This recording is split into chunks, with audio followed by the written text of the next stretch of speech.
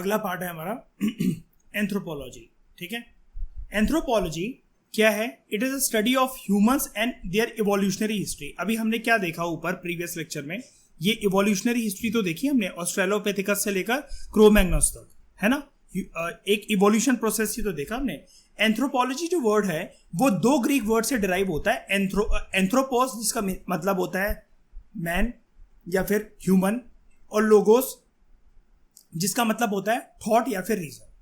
Anthropologist जो हैं वो पूरा का पूरा ह्यूमन डेवलपमेंट और ह्यूमन बिहेवियर को इन्वेस्टिगेट करते हैं और एक टोटल डिस्क्रिप्शन देते हैं अपनी स्टडी के थ्रू कि कैसे एक कल्चरल और एक सोशल फिनोमेना इवॉल्व हुआ है, काइंड ऑफ मतलब इंसान के इवॉल्व होने की वजह से उसके customary practice, rituals practices, food habits, dressing style, thinking pattern, behaviour, psychology, ये सब कुछ कैसे डेवलप हुआ है। और ये अलग अलग रीजन्स में इंसानों के पैदा जो हुए हैं वो दूसरे रीजन्स में जो इंसान जो पैदा होते रहते हैं, एक कल्चर दूसरे कल्चर से कैसे अलग है। जैसे PSIR के लेक्चर्स में आपने इनिशियली देखा होगा, वो वाली डिबेट देखी आपने कि जब मैं उसमें पॉलिटी का मतलब मैंने समझाया तो एक कम्युनिटी रहती थी, फिर बीच में एक ज्योग्राफिकल फिनोमेना आ जाता था पहाड़, फिर दूसरी कम्युनिटी रह जाती होती थी, फिर वहां पर नदी आ जाती थी। तो एक ज्योग्राफिकल बैरियर 1 जब दूसरे ज्योग्राफिकल बैरियर 2 और बीच में कोई कम्युनिटी रह रही है, यहां पर कम्युनिटी A और कम्युनिटी B, जब ज्योग्राफिकल बैरियर अलग कर देता है एक कम्युनिटी को दूसरी कम्युनिटी से, तो डेफिनेटली उनके प्रथाएं, rituals, practices, customs, rules, regulation ये हर किसी से बदलते रहेंगे। अब ज्योग्राफिकल बैरियर आज के टाइम में क्या, पाकिस्तान और इंडिया नेबर है, लेकिन हर चीज में एक दूसरे से अलग क्यों है? Due to various geographical barriers. कुछ नहीं है तो फिजिकल बैरियर तो है ही ना एक तरीके से, बॉर्डर, ये चीजें डिफरेंसेस पैदा कर देती है। ठीक है, अब मैं आपको कार्बन डेटिंग मेथड के बारे में पढ़ाता था, तो यहां पर उसी के बारे में एक चीज लिख रखी है कि रेडियो कार्बन डेटिंग जो था ये इस टाइम मतलब किसी भी टाइम पीरियड को सुनिश्चित करने के लिए कि कोई भी चीज, कोई भी ह्यूमन बीइंग, उसके ट्रेसेस, उसके एविडेंसेस एक पर्टिकुलर टाइम पीरियड से बिलोंग करते हैं, उसके लिए जो मेथड यूज करा जाता है that is known by the name of radio carbon dating method, या फिर आप सिंपली इसको कार्बन डेटिंग मेथड भी बोल सकते हो। तो ठीक है, it was found out that जो पहले इंसान के जो पैर के जो निशान थे वो डिस्कवर करे गए हैं आज से 3.5 मिलियन ईयर्स एगो पहले। तो जब एक कुदरत के अंदर सडन चेंज आया, नेचर वगैरह जब चेंज हुआ, हमने NCERT में भी पढ़ा था, तो जो ह्यूमन बीइंग्स थे उन्होंने इन चेंजेस से अडेप्ट करी अपनी बॉडी और अपना सर्वाइवल इंश्योर करा, और सारे लोग लेकिन सर्वाइव नहीं कर पाए। आप एक वो कंसेप्ट जानते हो ना साइंस में, सर्वाइवल ऑफ द फिटेस्ट, सुना है? सर्वाइवल ऑफ द फिटेस्ट का कंसेप्ट। हर एक स्पीशी टाइम के साथ साथ जब एनवायरमेंट चेंज होता है, ज्योग्राफिकल फिनोमेना चेंज होते हैं, कुल मिलाकर क्लाइमेट जब चेंज होता है तो हर कोई सर्वाइव नहीं कर पाता, कुछ गिने चुने सर्वाइव कर पाते हैं। जो सर्वाइव कर जाते हैं आने वाली जनरेशंस में उनके DNA कैरेक्टरिस्टिक्स वगैरह सब कुछ चेंज हो जाता है। ऐसे कुछ इंसानों के साथ हुआ, इसलिए टाइम टू टाइम अलग अलग इंसान जो थे आपको ऑस्ट्रेलोपिथेकस से लेकर क्रो-मैग्नस तक उनके अंदर अलग अलग फीचर्स देखने को मिलते रहते हैं। ठीक है, तो ये आपको पैराग्राफ ये बता रहा है कि ह्यूमन बीइंग्स को काफी साल, लाखों साल लगे चेंज होने में और अडेप्ट करने में अपने आसपास के एनवायरनमेंट से, और जो प्रेजेंट ह्यूमन बीइंग्स हैं वो भी अपने करंट एनवायरनमेंट से अडेप्ट करने की कोशिश कर रहे हैं, और इसके बाद और भी ज्यादा चेंजेस आते चले जाएंगे। जैसे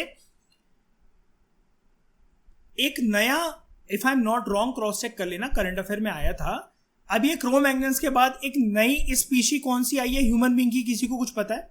एनी आइडिया? हिंट दे देता हूं, चाइना में पाया गया है इससे भी ज्यादा एडवांस ह्यूमन, नया इवोल्यूशनरी फेज है वो ह्यूमन बीइंग का। इसके बाद बस वहीं से शुरुआत है बस हम लोगों की।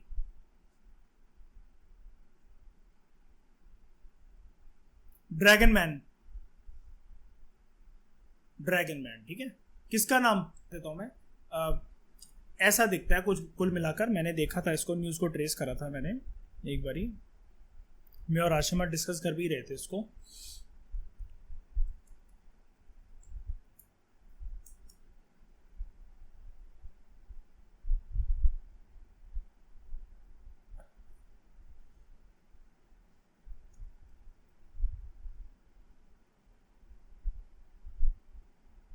कुछ ये वाला,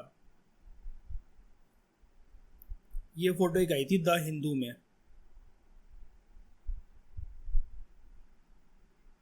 फेस और पीछे चला गया थोड़ा सा, सर का साइज थोड़ा सा अलग सा है और ब्रेन साइज इनका अलग सा है, ठीक है। तो ये इवोल्यूशनरी कैरेक्टरिस्टिक्स हैं नई, ठीक है, और ये नए प्रकार का इंसानों की कैरेक्टरिस्टिक्स है। तो देखते हैं इसके बारे में और न्यूज़ क्या आती है, क्योंकि एंथ्रोपोलॉजिस्ट और वो सब वो स्टडी करने में इसको लगे हुए हैं। हमारे काम का नहीं है किसी का, लेकिन हम क्योंकि एंथ्रोपोलॉजी और ये सब पढ़ने नहीं बैठे हैं, बस आया था तो मेरे को याद आ गया इसलिए मैंने बता दिया, ठीक है। जो ये इवोल्यूशन हुआ है अभी, तो आपने ऊपर जो देखा वो मेजर एक स्टेजेस देखी हैं आपने, और भी जो तरह तरह के जो नाम होते हैं ना, जैसे अभी ड्रैगन मैन आप आओगे उसमें क्यों नहीं दे रखा है, क्योंकि वो क्रो-मैग्नस के साथ ही एसोसिएटेड है काइंड ऑफ। ये अभी कंप्लीट तरीके से वो नहीं हुआ है, डेवलप नहीं हुआ है कि पूरी दुनिया को हम ये कह सकें, है ना। तो जैसे अलग अलग टाइम पर जो अलग अलग इंसानों की जो एक प्रकार से इजी लैंग्वेज में अगर मैं बोलूँ तो कम्युनिटीज आप कह लो भले, जो डेवलप अलग अलग रीजन्स में हमें देखने को मिली हैं, तो उनके इवोल्यूशनरी फीचर्स के हिसाब से जो उनके नेम है और उनके जो ज्योग्राफिकल रीजन्स और कंट्रीज हैं या कॉन्टिनेंट्स हैं वो कहाँ कहाँ पर है, ठीक है। तो जैसे ऑस्ट्रेलोपिथेकस कहाँ से, ईस्ट अफ्रीका से, होमो हैबिलिस साउथ अफ्रीका से, होमो इरेक्टस अफ्रीका और एशिया में, निएंडरथल यूरेशिया यूरोप और Asia, Cro Magnon France, Peking China, homo sapiens Africa और हिडेलबर्ग्स लंदन। अब आप कहोगे इसमें से कुछ नए भी दिख रहे हैं, वो नए इसलिए दिख रहे हैं क्योंकि वो ब्रॉडर कैटेगरी नहीं है, सब कैटेगराइजेशन है छोटी छोटी, जैसे कुछ कुछ छोटे छोटे टाइम ड्यूरेशन के लिए ये सारे ह्यूमन बींग्स उस पर्टिकुलर ज्योग्राफिकल रीजन में पाए जाते थे, ठीक है, जिनकी कैटेगरी। अब जैसे ड्रैगन मैन है चाइना में ही मिला है, ये भी चाइना में ही मिला है, जैसे पैकिंग की तरह, जैसे पैकिंग मिले थे वैसे ही ड्रैगन मैन भी चाइना के अंदर ही पाया गया है, जिसके बारे में अभी मैंने आपको बताया, ठीक है। और एक बात और बता रहा था मैं आपको, हाँ मुझे एक बात बताओ, जो रशिया है, रशिया एशिया में आता है या यूरोप में आता है? दोनों में आता है। तो हाँ आधा ऐसा कह लो, 70-30 के रेशियो में कह लो, ऐसा करके कह लो, ज्यादातर पार्ट एशिया में यूरोप में है। तो मुझे कैसे पता लगेगा यार कि ये यूरेशिया ना कह करके मैं यूरोप से अगर एशिया जा रहा हूं, मेरे को कैसे पता लगेगा मैं एशिया के अंदर एंटर कर गया, यूरोप के अंदर एंटर कर गया? शाबाश शाबाश शाबाश शाबाश। ये उरल माउंटेन्स हैं, यूराल माउंटेन कह लो, उरल माउंटेन कह लो, प्रोनाउंसिएशन से कुछ फर्क नहीं पड़ता। उरल माउंटेन्स जो हैं वो सेपरेट करते हैं एशिया को यूरोप से, ये चीज याद रखना। छोटा सा एक बात है लेकिन आने वाले टाइम में क्लियर हो जाएगी, डोंट वरी, एनसीईआरटी में ही है 6th क्लास में। लेकिन जो एशिया और यूरोप को जो सेपरेट करते हैं वो है उरल माउंटेन्स। ये छोटी सी एक बात है, इसको ध्यान में रखना, आने वाले क्लासेस में काम आ जाएगी। क्रो-मैग्नस जो थे, जो कि लेटेस्ट प्रजाति हैं, वो केव्स में रहते थे। लैस्कस केव्स फ्रांस में जो पाई जाती हैं, वहां पर एविडेंस है कि यहाँ पर क्रो-मैग्नस काफी ज्यादा तादाद में पाए गए और इनका एक हैबिट थी to bury the dead. Bury the dead की प्रैक्टिस तो पहले से शुरू हो गई थी, ये भी वही चीज करते थे।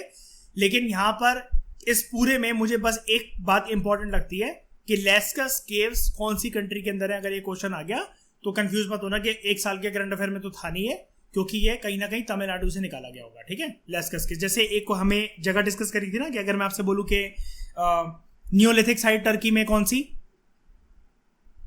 है ना, तो अगर ये आ गया कि कैटल हुक है क्या, कि कोई साइट है, ये प्री हिस्टोरिक एज की कोई साइट है, या फिर कोई एनिमल का नाम है, कोई प्लांट की स्पीशीज है, या कोई फिनोमिना को कहते हैं, तो आप याद रखना ये चीज है। क्योंकि वो टर्मिनोलॉजी, मतलब आप देखो ना, कम से कम 15% पेपर अब ना टर्म के ऊपर होता है, उनको बहुत पसंद है एशियन, मेडिवल, एनवायरमेंटल टर्म्स पूछना। और पता है झूठ कैसे बोलेगा, कितना झूठ बोलता है, the term which was recently in news, कहीं नहीं होती वो न्यूज में रिसेंटली, झूठ।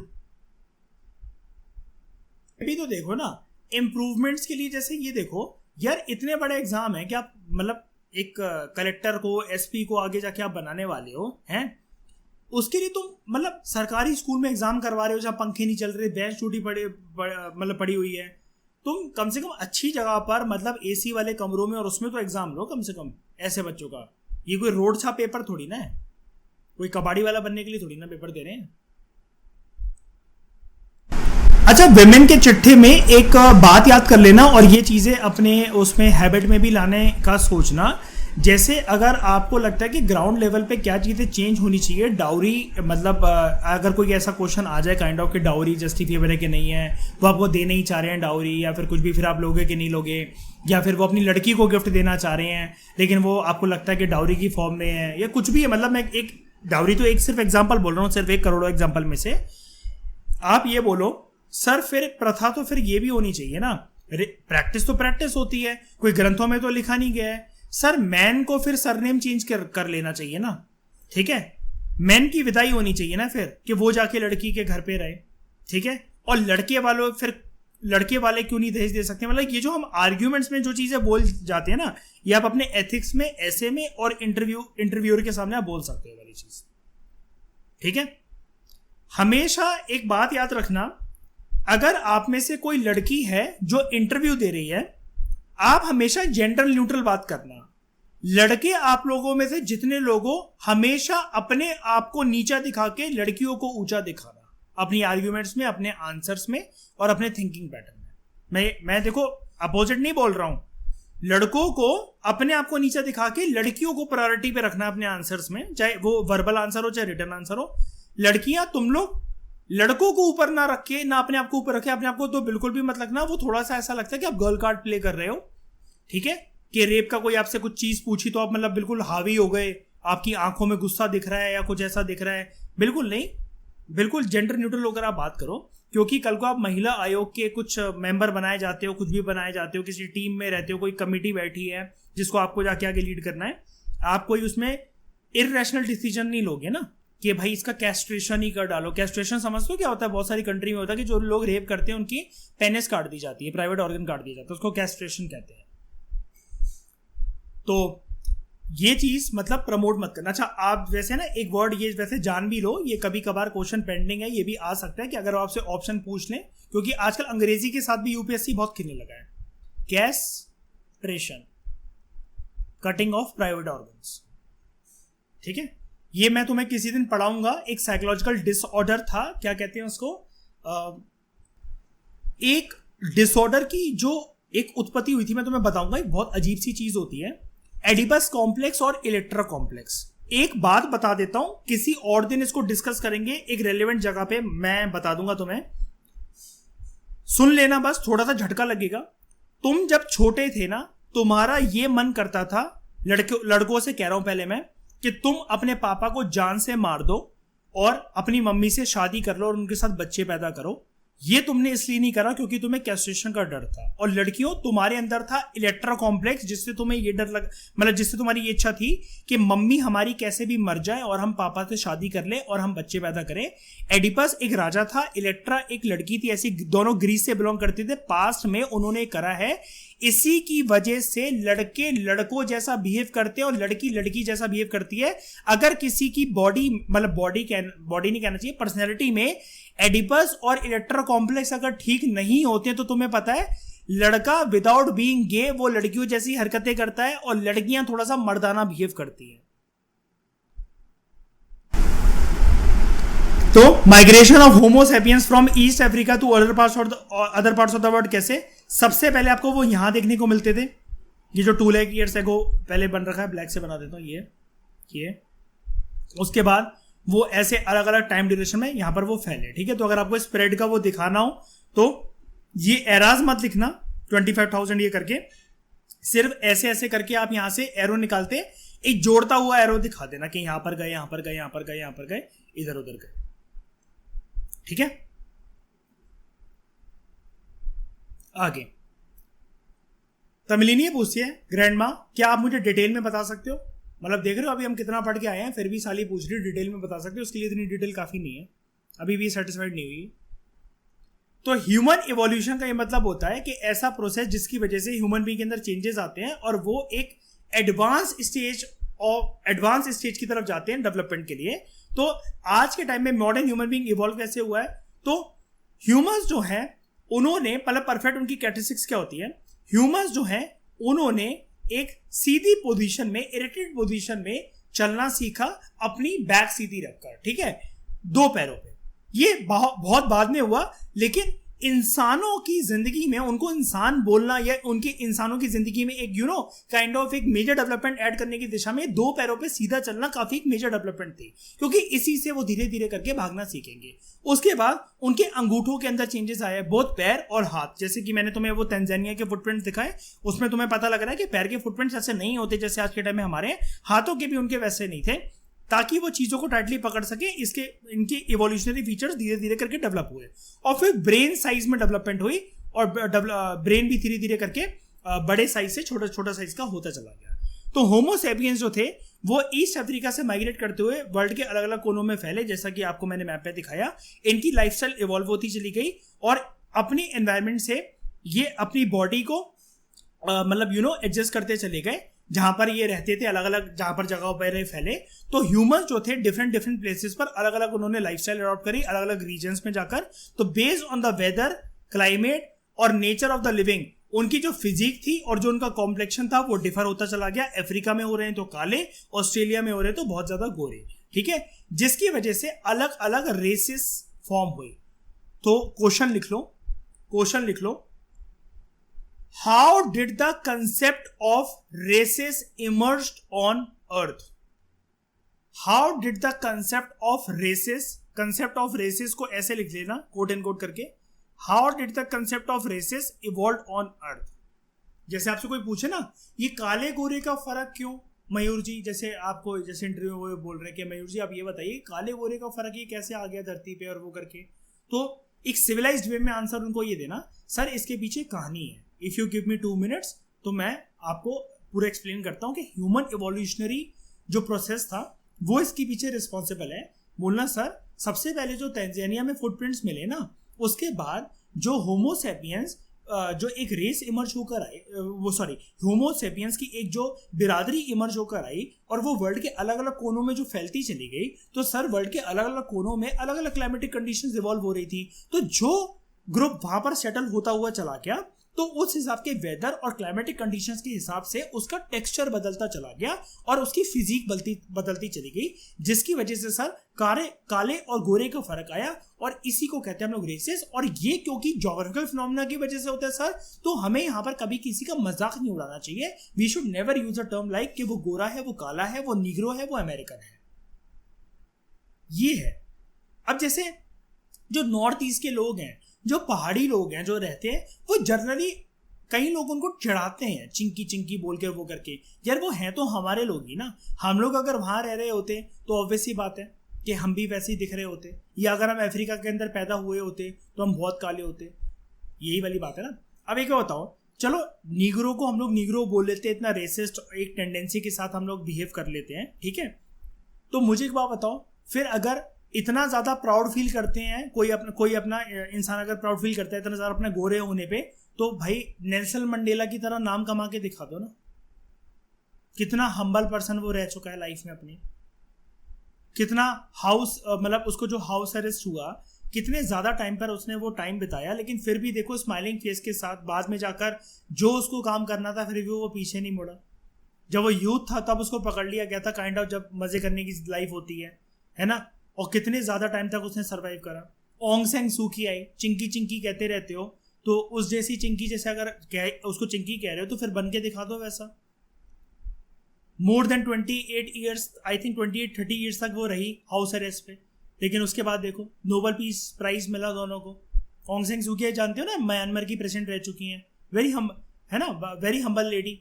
तो ऐसे फिर बन के दिखाओ ना। तो मतलब अगर आपको आर्ग्यूमेंट जैसे देनी होती है ना तो ये दिया करो। और हाँ, अपनी बात बस इतनी ही बोल के, रैशनल बात बोल के बस चुप हो जाया करो। इंटरव्यूअर को या किसी को भी लाइफ में जिसको समझना होगा वो समझ जाएगा। हरामखोर आदमी हरामखोर ही रहता है, हर किसी को समझा नहीं सकते आप लाइफ में, ठीक है। अपनी एनर्जी और स्टेमिना और सरदर्दी मत पाला करो। सारे लोगों के लिए अच्छा नहीं बन पाओगे कभी भी, कोई भी हो, चाहे घर वाले हो, चाहे कोई सगा हो, चाहे रिलेशनशिप हो। सेटिस्फाई हर किसी को 100% नहीं कर पाओगे, तो उसमें अपना स्टेमिना भी वेस्ट मत करना।